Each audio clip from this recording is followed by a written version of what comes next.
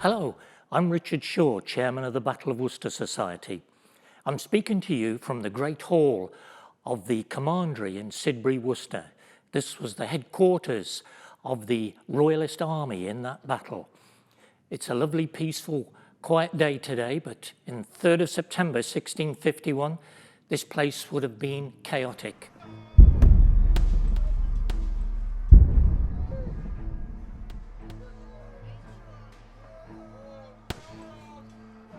The Battle of Worcester was the final and deciding battle of the English Civil War. Charles II had raised an army in Scotland and was marching on London to try and regain the monarchy, lost in 1649 when his father was executed. He had approximately 12,000 Scotsmen in his army, with maybe another 2,000 English, and he hoped to recruit men on the way down from Scotland on his way to London. But that didn't happen. He had underestimated the situation. Oliver Cromwell had raised an army of some 30,000 parliamentarians, and he had got to Evesham to cut off Charles's route to London. Cromwell's army was 30,000, twice that of Charles's army. They'd gathered at Evesham and began to march on Worcester, where Charles had stopped. His men were exhausted, couldn't go any further. They knew their way to London was cut off, so they stopped at Worcester and dug in, fortified the city, expecting Cromwell to attack. On the 28th of August, there was a minor battle at Upton-on-Severn, but the parliamentarians secured Upton Bridge. So the parliamentarians were able to cross over, and they could come up on the west side of Worcester with Cromwell's main army on the east side. The battle was all over Worcester. There was fierce fighting at Powick Bridge. The bridges were so important. Cromwell built 2 bridges of boats tied together with planks on top, so his men were able to cross the Teme and the Severn. The men at Powick were outflanked, so they had to retreat into Worcester. Charles II was in the cathedral tower, and he could see that he needed to do something. He was only 21.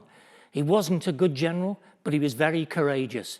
He gathered as many men as he could, and they attacked the parliamentary guns at Perrywood and Red Hill. They had initial success, but Cromwell was able to throw reinforcements in and drive the royalists back into the city. Green Hill, just outside Worcester, had been carved into a fortress in the 1646 siege, but in 1651, the royalists had fortified that fort and had their guns pointed at the parliamentary soldiers. The Essex militia were given the task of storming the fort, and they steamed in and killed everyone there. Many ran down towards the Sidbury Gate, but the parliamentarians turned their guns on the royalists and blasted away at them as they tried to run into the city. It was estimated that 1,500 men died on Fort Royal Hill, which today is a scheduled monument. Fort Royal was taken, the king escaped, the parliamentarians steamed into Worcester, and there was fierce fighting on the streets of Worcester. It was said the streets ran with blood. Anyone who resisted the parliamentary army were killed. And so the Battle of Worcester was won. Historians say that Charles never had a chance. He was outnumbered 2-1 from the very start. If he'd been a good general, he would have known that it was not a good day for a battle. But the parliamentarians won the day. Charles went into exile for some 9 years, and Worcester was the end of the English Civil War. England, Great Britain, was a republic until Charles returned in 1660 with a peaceful takeover of the country. Cromwell had died, his son Richard had taken over. Richard wasn't the man that Oliver Cromwell was.